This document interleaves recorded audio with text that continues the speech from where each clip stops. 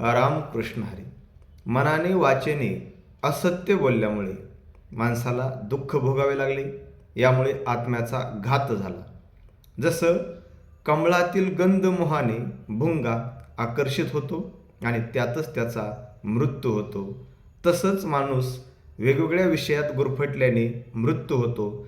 म्हणून संत शेख मोहम्मद महाराज म्हणतात की तुम्ही आपलं जे मन आहे ते मन ताब्यात ठेवा. याविषयी सांगताना शेख मोहम्मद महाराज एका ओवीतून म्हणतात, जो या मनाचे सोय करून या घोडे, मारील विषयांचे दळवाडे, तो निज पद जिंकील निवाडे, उपाय परियसा.